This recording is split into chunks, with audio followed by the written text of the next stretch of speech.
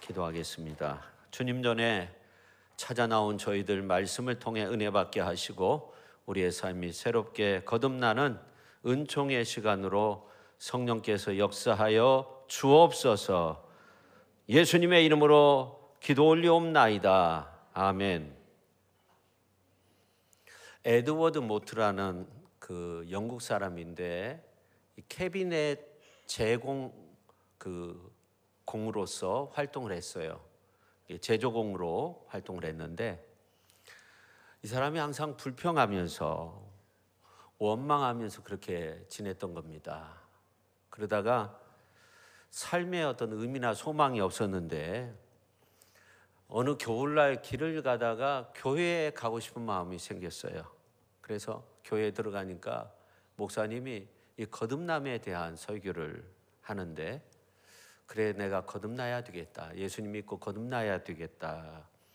이런 마음의 소원을 가지게 되었고 그때 성령께서 그의 마음을 열어주셔가지고 예수님을 영접하고 하나님의 나라에 대한 강력한 소망을 갖게 되었습니다. 이후의 모토는 이런 말을 한 적이 있어요. 내 망치 소리는 이제 노래하기 시작했다. 내 망치는 이제 춤을 춘다. 내 눈동자에는 생기가 돌고 마음속에는 생수가 솟는다. 예수님께서 내 마음에 오셨기 때문이다. 그래서 나는 소망으로 가득 찼고 나는 새 소망으로 거듭났다. 똑같이 망치를 들고 두들기면서 캐비넷을 만드는 그런 일을 했는데 전과는 완전히 달리 아주 행복한 일꾼으로 변화된 겁니다. 그의 삶은 점점 풍요로워졌고 그리고 그가 이제 목공소에서 일을 했는데 나중에는 그 목공소를 사들이게 되고 그리고 사업을 하게 되는데 아주 큰 사업가가 됐어요. 정말로 완전히 다른 사람이 된 거죠. 그가 예수님을 영접하고 나니까 성령께서 그 마음속에 소망을 주니까 그의 삶이 변화돼 가지고 언제나 정말 소망 되시는 하나님을 찬양하며 살았다고 합니다.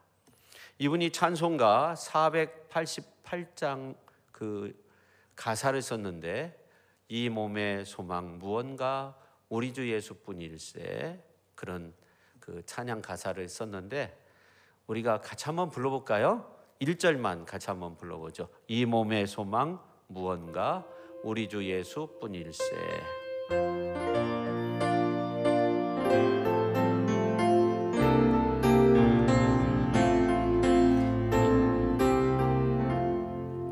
이 몸의 소망 무언가 우리 주 예수뿐일세. 우리 주 예수 밖에는 믿으리 아주 없도다. 주 나의 반석이시니 그 위에 내가 서리라. 그 위에 주 나의 반석이시니 주 나의 반석이시니 그 위에 내가 서리라. 그 위에 내가 서리라. 여러분, 우리가 성령 안에 소망을 가지면 우리의 삶도 변화되는 겁니다. 저는 이 이야기를 들으면서 우리가 거듭나서 정말 거듭나서 하나님의 나라에 대한 소망을 가지면 망치를 가지고 캐비넷을 만들지라도 그 망치 소리가 찬송 소리가 되겠다, 그런 생각을 해봤어요. 오늘 새해를 맞이해서 이곳에 모인 우리 모든 성도님들이 정말 이 시간을 통해서 소망의 하나님을 만날 수 있기를 예수님의 이름으로 축원합니다. 우리가 이 아름다운 성도의 모습을 지니기 위해서는 소망을 가져야 돼요. 근데 고린도전서 13장 13절에 보니까 믿음, 소망, 사랑 이 세 가지는 항상 있을 것인데 그 중에 제일은 사랑이라고 했는데 이 믿음과 소망과 사랑은 서로 유기적으로 연결이 되어져 있어요. 따로따로 떨어져 있는 것이 아닙니다.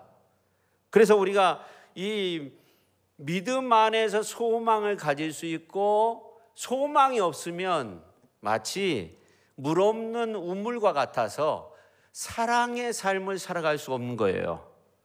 그래서 우리가 믿음과 소망과 사랑이 서로 보완해주고 연결되어져 있기 때문에 우리가 항상 이 소망의 마음을 품으로써 믿음의 아름다운 열매도 맺을 수 있고, 또 사랑의 삶을 우리가 살아갈 수 있는 겁니다.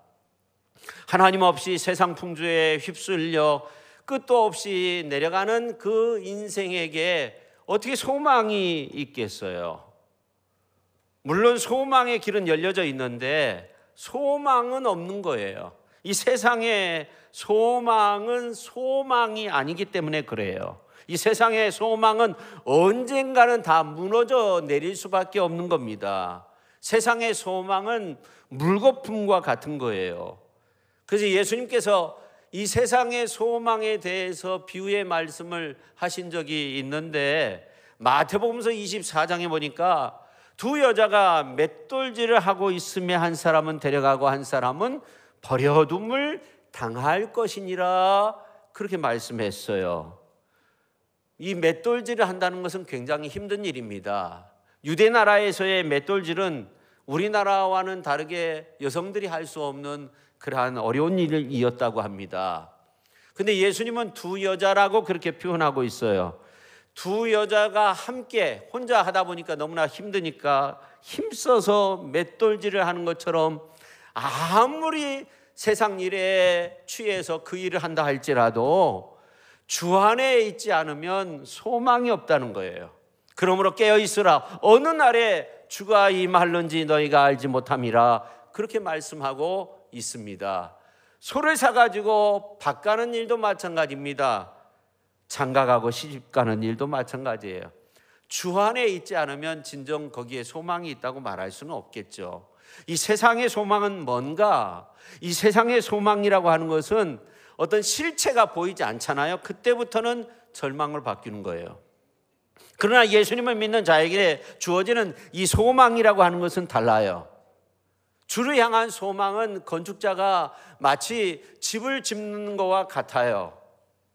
여러분, 아파트 단지 이렇게 올라가는 모습들을 보면, 특별히 이제 뭐 이렇게 새해가 돼서 고향 땅을 찾아오신 분들도 있는데 언제 이런 건물이 올라갔지, 그런 생각을 가질 때가 많이 있잖아요. 정말로 끊임없이 올라가요. 이런 모습과 같은 거예요. 주를 향한 소망은 어떻습니까? 이 소망과 함께 반드시 열매가 맺게 되는 거예요. 그래서 히브리서 11장 1절에 있는 말씀을 보니까 믿음은 바라는 것들의 실상이요 보이지 않는 증거라고 그렇게 말씀하고 있어요. 그렇기 때문에 이 믿음의 사람들은 절망이 없어요. 소망 안에서 실상으로 그 증거를 얻게 되는 거예요. 사도 바울은 로마서 8장 24절에서 이런 말을 했습니다.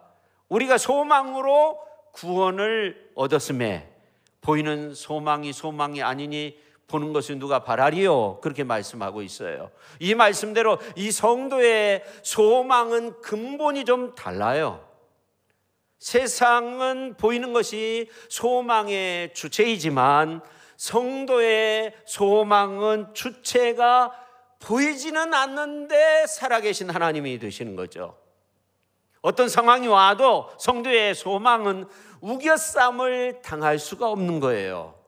우리에게는 항상 소망이 있는 줄로 믿으시기를 바랍니다. 이 요나서에 나오는 니느웨 성의 대각성 운동이 있기까지 하나님은 여러 가지 모습으로 이 요나를 이끌어 주시는데, 말 듣지 않는 이 요나를 위해 큰 풍랑 그리고 큰 물고기를 예비하셨고, 더 나아가 이제 제비 뽑히게 만들었어요. 그리고 요나가 바다에 던져졌을 때 하나님이 이제 요나를 위해 큰 물고기를 예비해 놔가지고 이 물고기 뱃속에서 그야말로 스올이라고 표현하고 있잖아요. 요나서 2장에 있는 말씀을 보면 간절히 하나님 앞에 소망의 기도를 드렸어요. 우리가 지난주에 그런 말씀을 드렸는데, 그 기도는 소망 중에 부르짖는 기도였습니다. 요나는 고통 중에 기도하면서 오로지 주님만을 외치며 이 죄의 뿌리까지 다 내려놓는 그런 기도를 하게 돼요. 그 기도의 내용이 요나서 2장에 나와 있잖아요. 그리고 요나서 2장의 맨 마지막에 있는 말씀을 보면 이 요나는 큰 물고기가 3일 만에 토해내가지고 이 죽음의 문턱에서 다시금 살아났어요. 그래가지고 다시금 그에게 하나님의 말씀이 임해서 그 길로 니느웨 성에 들어가 하루 길만 다니면서 40일이 되면 니느웨 성이 무너진다는 그러한 경고의 말씀을 외치게 되죠. 니느웨 성을 향한 마지막 40일을 남겨둔 그 시점에서 선포된 경고의 메시지이죠. 근데 놀라운 것은 이것이 소망의 선포가 되었다는 거예요. 다시 말해서 요나가 소망의 선포자가 된 거예요. 오늘 이 예배에 참여한 우리 모두가 정말 소망의 선포자가 되었으면 좋겠어요. 옆에 분한테 소망의 선포자가 되십시오. 여러분 한번 생각해 보세요. 3일 3야 수홀 그 물고기 뱃속에서 기도하면서 요나의 소망은 구원이었죠. 그리고 한 가지 생각했어요. 구원자 되신 하나님을 따르는 것이 바로 유일한 나의 소망이다. 그걸 깨달았어요. 여호와를 따르는 길이 유일한 소망. 그게 요나만의 소망이었겠어요? 우리 모두의 소망이어야 하죠. 저와 여러분의 소망이어야 하는 거 아닙니까? 정말 크고 놀라운 소망은 하나님께 있어요. 하나님이 구원이 있어요. 하나님이 소망이 있어요. 우리 인간을 향한 소망을 하나님이 먼저 품어주셨어요. 하나밖에 없는 독생성자 예수 그리스도를 우리에게 보내신 거. 이 소망의 발로, 소망의 시작이 하나님께 있고, 그리고 우리를 구원해냈어요. 그래서 우리가 하나님 안에서 소망을 갖는 거예요. 하나님께 소망을 두는 거예요. 오늘 이제 1절에 있는 말씀을 보니까 여호와의 말씀이 두 번째로 요나에게 임하니라 이르시되 그렇게 말씀하고 있어요. 10절 맨 끝절에 있는 말씀을 보니까 하나님이 뜻을 돌이키사 그들에게 내리라고 말씀하신 재앙을 내리지 아니하시니라 그렇게 말씀이 맞춰집니다. 근데 재밌는 것은 이 과정 속에서 우리가 한 세 가지의 그 놀라운 사실을 발견할 수 있는데, 첫 번째는 뭐냐면 이 소망의 선포 가운데 보니까 하나님의 말씀과 함께 대각성의 대붕의 역사가 일어났다 하는 겁니다. 오늘 이제 1절 말씀, 여호와의 말씀이 두 번째로 요나에게 임하니라 이르시되 그렇게 말씀하고 있어요. 두 번째로 요나에게 말씀이 임했어요. 요나는 사흘 동안 걸을 만큼 큰 성읍 니느웨 성에 가가지고 하루 동안만 다니면서 하나님의 말씀을 선포했잖아요. 선포한 말씀이 뭐예요? 40일이 지나면 니느웨가 무너진다는 거예요. 그랬을 때 대각성 운동이 일어났어요. 오늘 이 시대 속에 살고 있는 우리들도 요나처럼 하나님의 말씀이 막 내 가슴 속에 막 파고들어야 되는 거죠. 내 삶 속에, 내 심령 가운데 파고들어야 되는 거죠. 그래야 각성이 이루어지죠. 요나에게 얼마나 그 하나님의 말씀이 두 번째 임했을 때 물고기 뱃속에서 토해내가지고 이제 육지에 있는데 하나님의 말씀이 임했을 때 어떻게 됐을까요? 우리가 오늘 말씀을 이제 계속적으로 살펴보면 알 수 있는데 그 심령 가운데 대각성이 이루어진 거예요. 전에는 들리지 않던 하나님의 말씀이 들려지고 하나님의 복음을 전하는 일도 외면했었는데 이제 하나님의 말씀이 들리고 하나님의 명령을 깨닫게 되고 하나님 사랑 가지고 복음 들고 세상에 나가 하나님의 복음을 전할 수 있는 사람이 되었다. 세상에 그리스도의 사랑을 전하는 그런 놀라운 각성이 일어나야 하는 건데 하나님의 말씀이 우리 심령 가운데 심겨져야 되는 거죠. 중요한 것은 이제 가만히 있어서는 안 돼요. 전에와는 달리 우리 가정을 향한, 우리 이웃을 향한 그 탄식 소리가 들리지 않습니까? 요나처럼 최소한 하루길은 다니며 외쳐야 되는 거 아닙니까? 성도 여러분, 이 요나는 하나님의 말씀을 2번 들었지만 저와 여러분은 어떻습니까? 셀 수 없이 많이 들었죠. 원수의 성읍 니느웨가 아닌 사랑의 성읍인 우리 가정에, 우리 친지들에게, 우리 가족들에게, 형제들에게 주의 복음을 전하는 것은 무엇보다도 중요하다는 사실을 여러분 잘 알고 있잖아요. 근데 아직도 전하지 못하는 그런 경우가 얼마나 많이 있어요. 정말 오늘 이제 그 명절 연휴인데 우리에게 필요한 것은 이 소망의 선포가 아닌가. 소망 중에 기도하고 소망 중에 선포하면 우리 가운데 살아나는 역사가 나타날 수 있는 거죠. 주님의 마지막 지상 대명 아닙니까? 요나가 선포한 말씀이 놀라운 기적을 일으켰던 것처럼 저와 여러분이 주의 명령 따라서 소망 가운데 소망의 말씀을 선포하면 그 속에서 아름다운 열매를 맺게 될 줄로 믿습니다. 자, 그 다음에 2번째, 니느웨에 대한 소망의 선포에는 경고가 있었다는 거예요.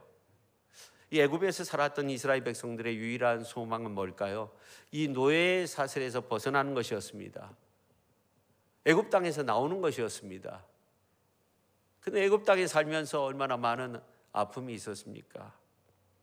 자녀를 낳으면 자녀를 이제 나일강에 던져야 되는 그런 아픔이 있었어요. 근데 모세가 이제 그 갈대 상자에 쌓여서 어떻게 보면 버려진 거 아닙니까? 근데 건진 받은 후에 40년의 세월이 흘렀어요. 근데 40년이 지났는데 갑자기 이 모세의 삶이 도망자가 되었어요. 살인자가 되고 도망자가 되었어요. 80살이 되었어요. 80년이 흐른 거죠.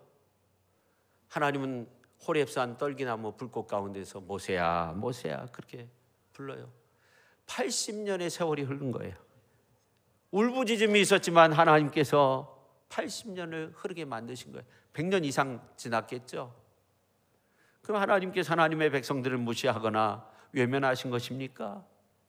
하나님께서 이스라엘 백성들을 위해 마련하신 그 카이로스적인 어떤 때를 만드신 거죠. 그때까지 모세를 연단한 거죠. 여러분, 히브리서 11장에 있는 말씀을 보면 믿음의 사람들이 나오는데 그 믿음의 사람들의 모습을 보면 전부 다 어떤 사람들이에요? 연단받고 그 연단의 과정 시간을 통해 하나님이 정말 살아계심을 알고 하나님의 능력을 믿고 세상이 감당할 수 없는 사람이라고 성경은 그렇게 말씀하고 있어요. 어떻게 보면 하나님께서 쓰시는 사람들은요, 전부 다 이렇게 연단의 과정을 거쳐요. 이렇게 믿음의 사람들을 굳게 세우는 그 최고의 무기가 연단이라는 거죠. 연단하지 않는 사람은 사용하지 않는 것 같아요. 근데 연단에도 여러 종류가 있는 거예요. 어떤 사람은 물질을 통해서 연단을 받기도 하고, 어떤 사람은 건강 때문에 연단을 받기도 하고, 어떤 사람은 가족 식구 때문에 연단을 받기도 하고, 남편 때문에, 아내 때문에. 그 다음에 다윗과 같은 경우는 이 권력에 의해서, 사울 왕에 의해서 많은 연단을 받았어요. 어떤 경우는요, 자신의 큰 실수 때문에 연단을 받는 경우도 있어요. 근데 모세의 연단의 모습을 보면 좀 특이한 면이 있는데, 이 모세는 애굽 사람을 쳐 죽였어요. 하루아침에 왕자에서 살인자가 된 거예요. 하나님이 왜 모세를 그렇게 만드셨을까? 완전히 추락한 거죠. 멸망의 자리로 몰아넣으신 거예요. 근데 모세를 통해서 하나님이 하신 일은 애굽의 멸망을 선포하는 일이었는데, 그래서 이스라엘 백성들을 구원해내는 일이었습니다. 그래서 모세는 맨 처음에 내가 어떻게 누구간데 내가 누구이기에 그렇게 뺐지만, 나중에 애굽에 가서 10가지 재앙을 내리는데 이 바로가 끄떡도 하지 않잖아요. 그래도 모세는 흔들림이 없었어요. 이 도망자였던 이 모세가 어떻게 바로 앞에 가서 그렇게 담대하게 그렇게 하나님의 말씀을 선포했는지 하나님이 정말 모세를 엄청나게 연단시킨 거죠. 그뿐만이 아니에요.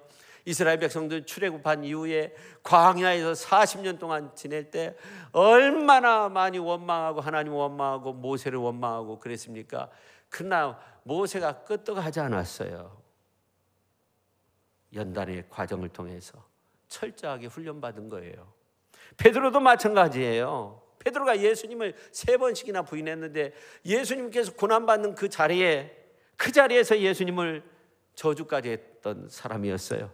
근데 부활의 예수님 만난 이후에 또 물고기나 잡으러 가자 하니까 디베랴 바다에서 물고기 잡을 때 예수님께서 오셔서 153마리의 큰 물고기를 잡게 만드시고 조반 다 준비해 놓고 음식을 함께 잡수시면서 제자들과 함께 잡수시면서 요한의 아들 시몬아 네가 나를 사랑하느냐, 네가 이 사람들보다 나를 사랑하느냐 3번씩이나 묻잖아요. 그러하여되 주께서 아십니다. 주께서 아십니다. 막 그렇게 대답하잖아요. 내 양을 먹이라, 내 양을 치라, 내 양을 먹이라 그렇게 말씀하시잖아요. 근데 예수님이 제자 베드로에게 하는 말씀이 뭐냐면 너가 늙어서는 양팔에 벌리게 된다는 거예요. 남이 내게 띠띠우고 원하지 아니하는 곳으로 데려가리라 말씀하셨는데 이것은 성경에 보니까 그 요한복음서에 있는 말씀을 보니까 어떠한 죽음으로 하나님께 영광 돌릴 것을 가리키심이로라 그렇게 말씀하고 있어요. 그러면서 발롬이 나를 따르라 그렇게 말씀하시잖아요. 그 후 베드로가 사역을 잘 감당해요. 3번째 사람이죠. 어떻게 보면 네가 나를 사랑하느냐 3번이나 물으시고 3번이나 사명을 주시고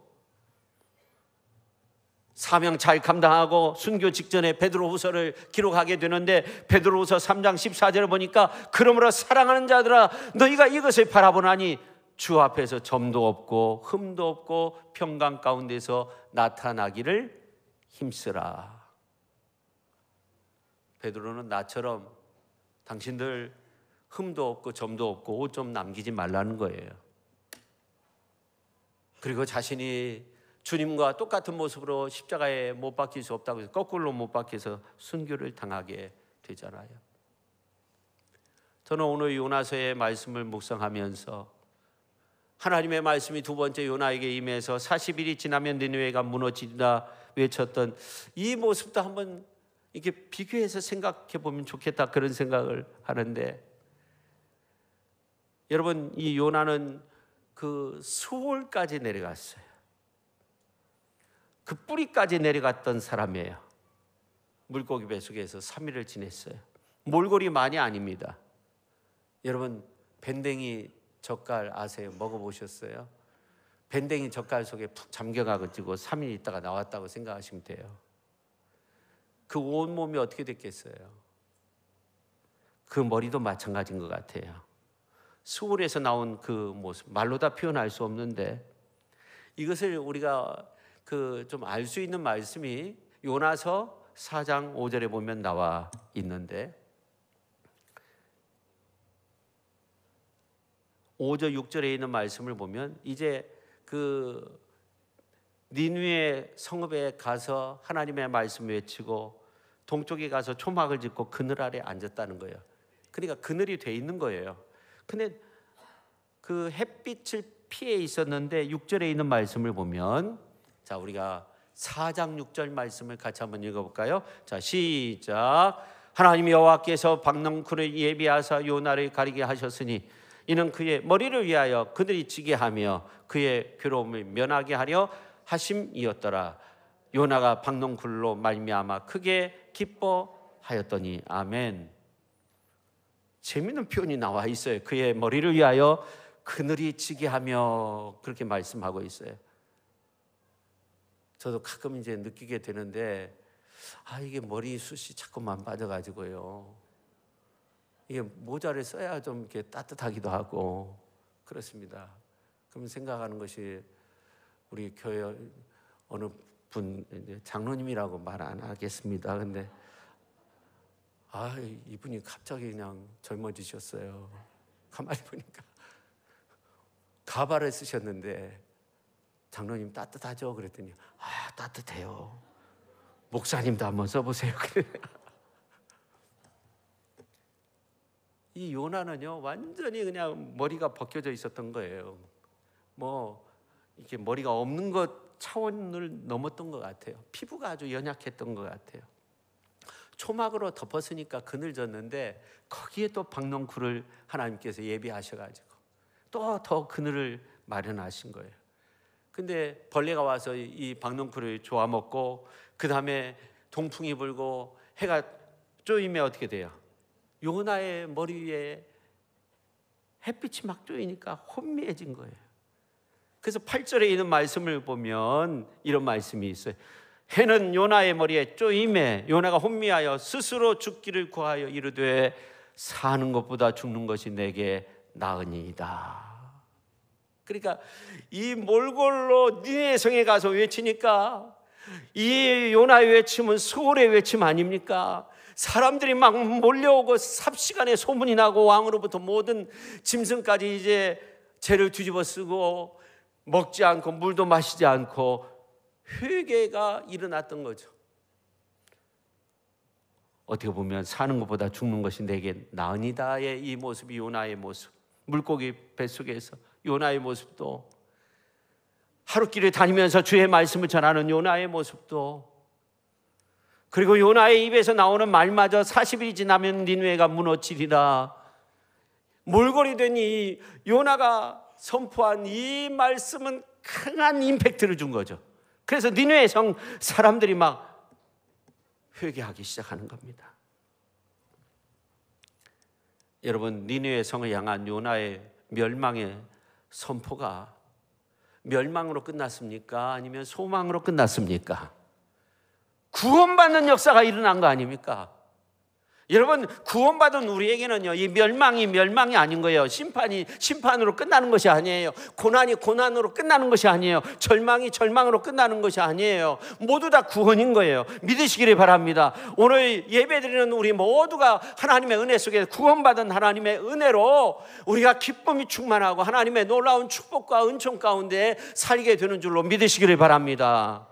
여러분, 이 시대가 얼마나 어려운 시대입니까? 요즘은 AI하고 싸우는 그런 시대가 됐어요.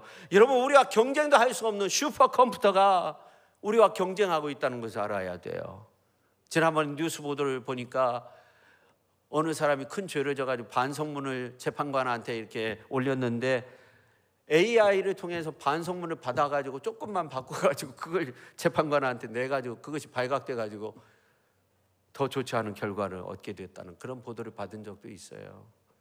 엄청난 시대 속에서 영적으로 보면 아주 어두운 시대, 하나님을 찾지 않은 그 어두움의 시대 속에서 우리가 살고 있는 거예요. 이러한 가운데서 우리의 소망을 어디에 두느냐 하는 것이 중요한 거예요.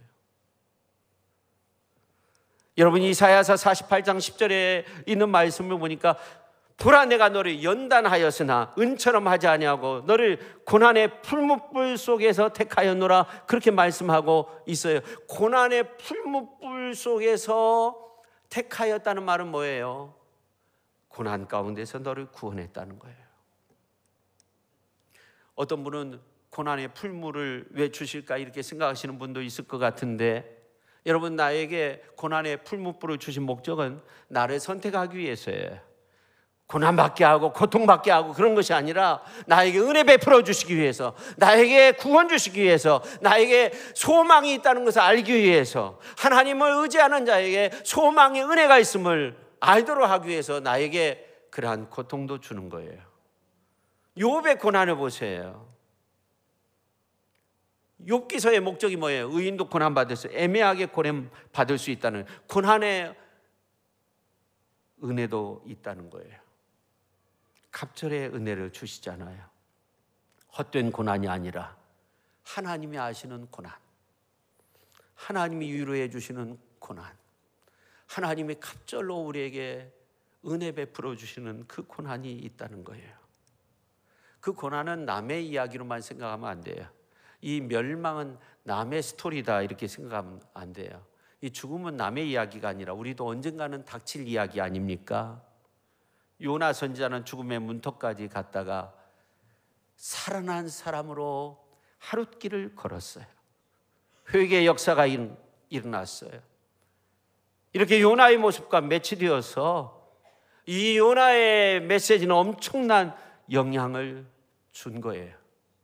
주님이 지신 십자가도 심판의 측면에서 보면 이런 고난과 고통이 어디 있어요? 6시간 동안 십자가 상에서 고난 속에 있을 때 예수님이 엘리 엘리 라마 사막다니 외치잖아요.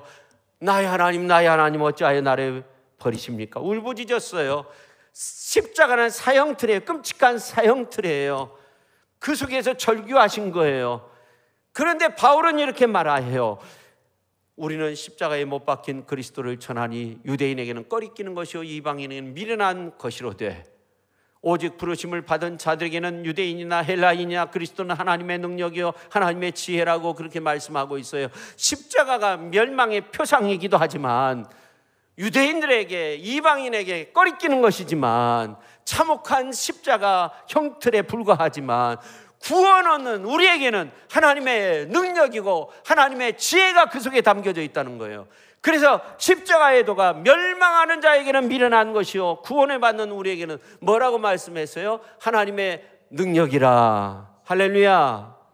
십자가가 구원받는 우리에게는 예수께서 지신 십자가가 우리에게 구원의 능력이고 하나님의 능력이고 하나님의 구원의 지혜가 그 속에 담겨져 있는 줄로 믿으시기를 바랍니다. 할렐루야.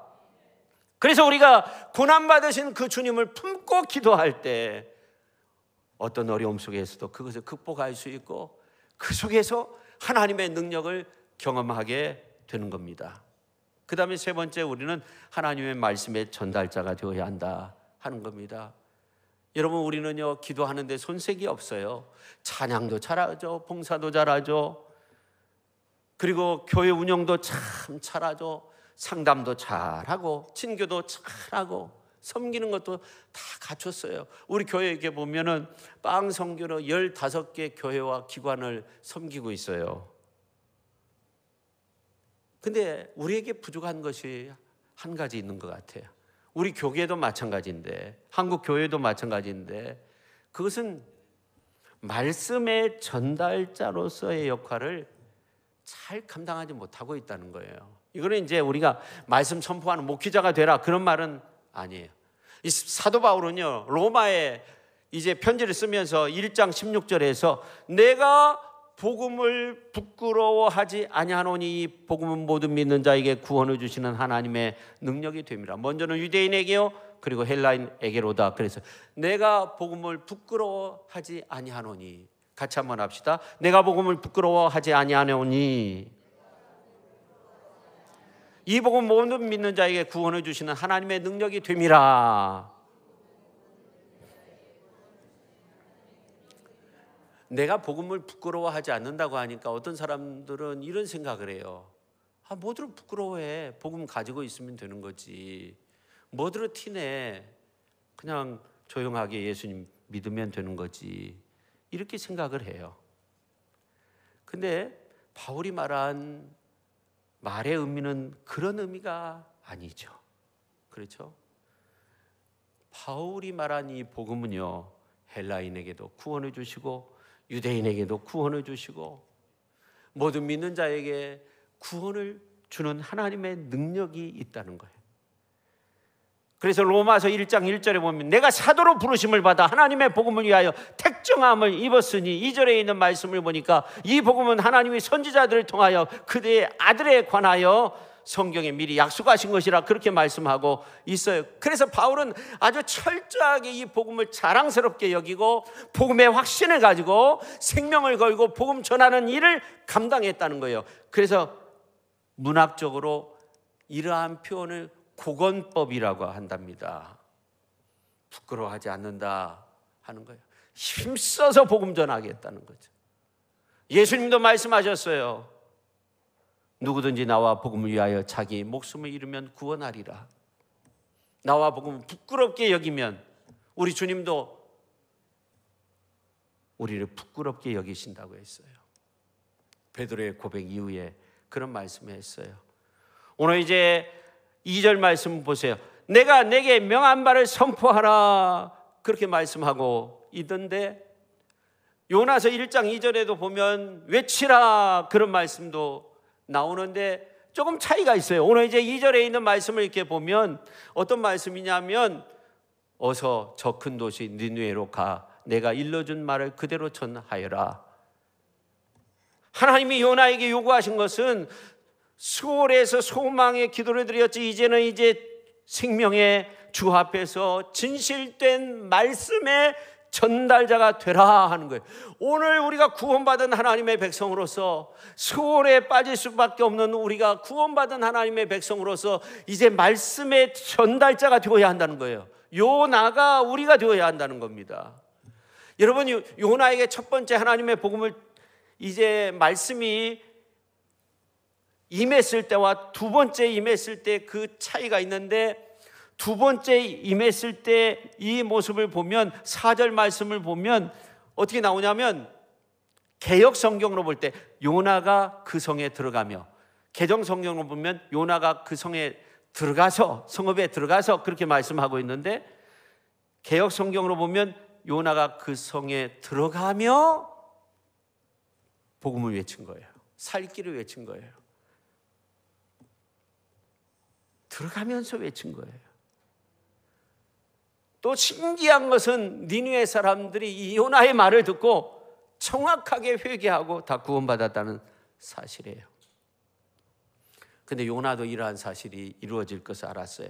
요나서 4장 2절에 있는 말씀을 보면, 내가 고국에 있을 때 이러하겠다고 말씀하지 아니했습니까? 그래요. 여러분, 우리 예수님께서 이 땅에 오셔서 하신 사역들이 많이 있는데, 예수님이 병만 고치고 너 이제 집에 가라 그랬습니까? 아니에요. 병 고치고 죄사함 받았느니라. 혈루증 앓던 여인 몰래 예수님 옷자락 만지고 치유함 받았을 때 너 나았으니까 빨리 집으로 가라 그랬습니까? 따라, 내 믿음이 너를 구원하였느니라. 삭개오에게 오늘 구원이 이 집에 이르렀으니 이 사람도 아브라함의 자손이라고 그렇게 말씀하셨습니다. 예수님은요, 치유자를 넘어서 구원의 선포자, 구원자이십니다. 예수님 자신이 구원자이십니다. 오늘 우리도 구원의 복음의 선포자로서 살아갈 수 있어야 하는 겁니다. 오늘 이제 1절 말씀 묵상해 보세요. 1절, 여호와의 말씀이 두 번째 요나에게 임하니라 이르시되, 여러분 1장 1절에 보면 아미떼의 아들 요나에게 임하니라 그렇게 말씀하고 있는데, 오늘 1절에 보면 두 번째 요나에게 임하니라 그렇게 말씀하고 있어요. 두 번째라는 말은 다시 한번 기회를 주신다는 거예요. 요나는 두 번째 사람이었던 거죠. 여러분, 아브라함은 첫 번째 사람이었어요. 하나님의 말씀이 임했을 때, 지시할 땅으로 가라 했을 때 그냥 두고 지시할 땅으로 갔어요. 마리아도 주의 말씀이 그대로 나에게 이루어지이다. 첫 번째 사람이에요. 아브라함, 마리아. 베드로는 세 번째 사람이에요. 고넬료 가정에 가서 이제 하나님의 복음을 전하라 했을 때 부정한 이러한 음식들이 하늘에서 내려오는 환상을 보게 되는데, 이걸 받아 먹어라. 저는 이런 거 먹은 적이 없습니다. 그래도 받아 먹어라. 이런 어렸을 때부터 먹은 적이 없습니다. 그래도 받아 먹으라 하잖아요. 세 번째, 요한의 아들 네가 나를 사랑하느냐 세 번 물으시고 세 번 사명을 주셨어요. 세 번째 사람이었어요. 베드로는 흔들리지 않았어요. 그 이후에 가룟 유다는 외면의 사람이었어요. 너희 중에 나와 함께 지금 떡그릇에 손을 넣는 그 사람이 나를 팔 거다. 같이 손을 넣고 있잖아요. 내니까 그러잖아요. 근데 예수님 기도하시는 그 장소까지 군인들이 데리고 와서 예수님을 체포해 가잖아요. 외면의 사람이었어요. 예수님은 어떤 분이셨을까? 먼저 앞장서시고 우리를 구원해 주시고 생명의 구원을 이루어 주신 능력의 하나님이 되시는 줄로 믿으시기를 바랍니다. 이제 여러분은 어떤 분이 되기를 원하세요? 여러분, 주의 부르심 앞에 순종하며 사시겠습니까? 순종하며 사십시오. 사랑을 전하십시오. 복음을 전하십시오. 감사하며 사십시오. 부디 정말 복음을 선포하는 믿음의 선포자, 복음을 간직하는 믿음의 사람으로 사십시오. 어떤 분들은 생각해요. 내 모습이 몰골인데, 요나도 그랬어요. 그 모습 그대로 주님이 우리를 받으십니다. 소망의 선포자가 누가 되어야 합니까? 요나가 내가 되어야 합니다. 제가 소망의 선포자가 누가 되어야 합니까? 그럼 여러분은 내가 되어야 합니다. 그렇게 한번 말씀해 보세요. 소망의 선포자가 누가 되어야 합니까? 아멘. 여러분, 우리 모두 그런 새해 아름다운 역사를 정말 부족하지만 우리를 통해서 이루실 그 하나님의 구원의 역사를 내다보면서 만들어갈 수 있는 우리 모두가 될 수 있기를 예수님의 이름으로 축원합니다. 우리가 함께 찬양할 때 나 주님의 기쁨 되기 원하네, 간절한 마음으로 한번 부릅시다.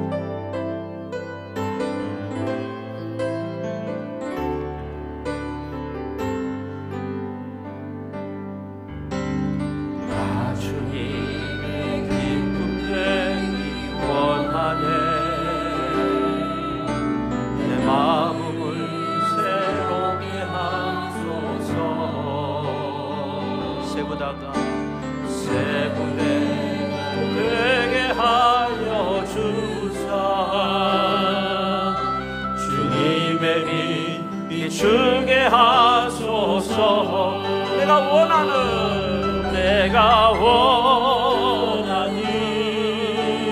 한 가지, 주님의 기쁨이 되는 것. 내가 원하는 한 가지, 주님의 기쁨이 되는 것. 겸손히 내 마음 드립니다. 겸손히 내 마음 드립니다. 나의 모든 것 받으소서. 나의 마음 깨끗게 씻어주사, 주의 길로 행하게 하소서. 내가 원하는 한 가지, 주님의 기쁨이 되는 것. 내가 원하는 한 가지, 주님의 기쁨이. 내가 원하는 한 가지, 내가 원하는 한 가지, 주님의 기쁨이 되는 것. 아멘. 내가 원하는 한 가지, 주님의 기쁨이 되는 것. 이 시간 우리가 함께 기도할 때 두 손을 꼭 이렇게 깍지 낀다고 하잖아요. 한번 이렇게 두 손을 한번 꼭 잡아보세요. 이렇게 자기 손을 두 손을 꼭 잡고 기도할 때 간절히 이 손에 힘을 꽉 주면서 기도를 하면 정말 은혜가 되더라고요. 그리고 이제 막 마음이 답답하고 그러면은 이 손을 가슴 안쪽으로 꽉 당기면서 한번 기도를 해보세요. 그러면 더욱더 큰 은혜가, 이 간절한, 우리가 무릎을 꿇고 기도할 때 간절하게 그렇게 기도하잖아요. 근데 무릎을 꿇을 수는 없으니까 이 손을 꽉 이렇게 깍지를 끼고 기도의 손 보셨잖아요. 꽉 끼고 우리가 하나님, 내가 올 한 해 주님의 기쁨이 되길 원합니다. 하나님, 제가 다시스로 가는 요나와 같은 그런 모습이었는데 하나님, 이제 복음의 전달자로서 소망을 선포하는 사람으로서 사랑을 나누는 자로서 살겠습니다. 그렇게 간절히 내가 주님의 기쁨이 되겠습니다. 간절한 마음으로 주여 한번 외치고 통성으로 간절히 기도하겠습니다. 주여! 하나님 아버지, 아버지 하나님이여, 제가 아버지 하나님이여 다시스로 가는 배를 탔던 그런 아버지 하나님이여 죄인의 모습으로 살았습니다. 하나님 아버지, 우리를 용서하여 주시고 아버지 하나님이여 곁길로 갔던 아버지 하나님이여 저희들을 아버지 하나님이여 용서하여 주시옵기를 간절히 원합니다. 아버지 하나님이여 니느웨로 가서 주의 복음을 전하라 하였는데 하나님이여 우리는 다시스로 가는 배를 탔던 그런 아버지 하나님이여 죄인이었습니다. 하나님, 우리의 아버지 하나님의 연약함과 우리의 죄된 모습들을 주님 용서하여 주시고 아버지 하나님이여 이제 우리가 주님의 기쁨이 되어지기를 원합니다. 아버지 하나님이여 이제 새 아버지 하나님이여 우리가 진정 아버지 하나님이여 소망의 선포자로 아버지 하나님이여 주의 복음 들고 아버지 하나님이여 우리의 이웃에게 아버지 하나님이여 멸망의 성읍 니느웨에 가서 우리가 하나님의 복음을 전하지 못할지라도 사랑의 성읍입니다. 아버지 하나님이여 우리 사랑하는 형제들, 가족들, 우리 친구들, 가까운 우리 주민들, 이 지역사회 아버지 하나님이여 천주와 이 아버지 하나님이여 대한민국을 품고 아버지 하나님이여 우리가 기도하게 하여 주시옵소서. 그들에게 하나님의 소망의 마음을 품게 하여 주시옵소서. 아버지 하나님이여 소망의 말씀을 전할 수 있는 그러한 훌륭한 하나님의 사람들, 은혜의 사람들, 축복의 사람들, 권능의 사람들, 아버지 하나님이여 성령의 사람들로 하나님의 우리를 이끌어 주시옵소서. 우리를 붙잡아 주시옵소서. 우리를 이 손 아버지 권능의 손으로 붙잡아 주시옵소서. 우리를 놓지 말아 주시옵소서. 우리를 꼭 붙들어 주시옵소서. 영원한 축복의 나라로 아버지 하나님이여 축복의 길로 능력의 길로 아버지 하나님이여 복음 전도자로서의 그 아름다운 사명을 잘 감당할 수 있도록 주님 저희들을 붙잡아 주시옵소서. 주여 이 손을 놓지 말아 주시옵소서. 하나님 아버지, 오늘 이렇게 우리가 두 손 모아서 간절히 하나님 앞에 기도드립니다. 하나님, 우리가 요나와 같은 그런 모습으로 정말 다시스로 가는 배를 탔던 그러한 죄인의 모습이었습니다. 아버지 하나님, 이제 돌이켜서 다시 한번 두 번째 말씀이 임함으로 요나가 곧바로 니느웨에 가서 주의 말씀을 선포하였던 것처럼 오늘 이 시대 속에 다시금 우리에게 기회를 주셨사오니 세상에 나가 아버지 하나님이여 주의 복음을 전하고, 요나는 멸망의 성읍에 가서 원수의 나라에 가서 하나님의 복음을 선포하였지만 우리는 우리 가족들 아닙니까? 우리 친지들 아닙니까? 우리 믿음의 형제 자매 아닙니까? 서로 사랑하게 하시고 정말 주의 복음을 함께 나누고 믿지 않는 죽어가는 영혼들을 살려낼 수 있는 아버지 하나님이여 저희들의 모습이 되게 하여 주시옵소서. 하나님, 두 손을 꼭 붙들었습니다. 이제 하나님 저희들의 손을 꼭 붙잡아 주시고 영원 끝까지 생명의 복음 가슴판에 새기고 우리 심령 깊은 곳에 새기고 그렇게 아름답게 믿음의 길을 걷는 위대한 하나님의 사람들이 다 되게 하여 주시옵소서. 복음 전달자로서 소망의 말씀을 전하는 사람으로서 아름답게 서게 하여 주시옵소서. 예수님의 이름으로 기도하옵나이다. 아멘.